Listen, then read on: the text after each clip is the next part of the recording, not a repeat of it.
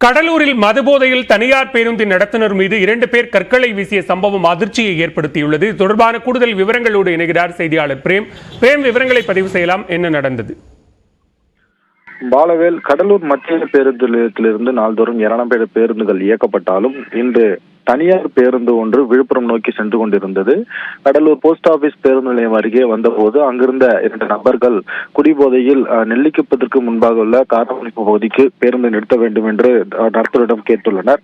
இதைத் தொடர்ந்து தனியார் பேருந்து நடத்துனர் பேருந்து அப்பகுதியில் நிற்காது என கூறிய நிலையில் இருவருக்கும் கடுமையான வாக்குவாதம் என்பது ஏற்பட்டிருக்கிறது. பின்னர் அந்த 2 குடிபோதையில் இருந்த 2 நபர்களையும் நடத்துனர் கீழே இறக்கிவிட்ட நிலையில் பேருந்து புறப்பட்ட நேரம் பார்த்து கீழே இருந்த கற்களை எடுத்து கண்டக்டர் நடத்துனர் மீதும் அங்கிருக்கக்கூடிய பொதுமக்கள் மீது வீசியதால் பயணித்த மக்கள் மீதும் அங்கிருந்த குழந்தைகள் மீதும் கடுமையான காயங்கள் என்பது ஏற்பட்டது.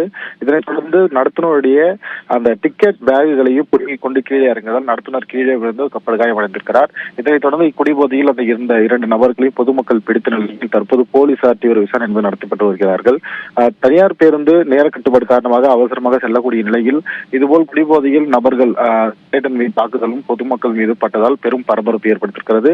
கடலூர் புதுநகர் போலீசார் தொடர்ந்து அவர்கள் 2 பேரையும் பிடித்து விசாரணை என்பது நடத்தி வருகிறார்கள். இந்த பாலவேல். நன்றி பிரேம், விரிவான விவரங்களுக்கு.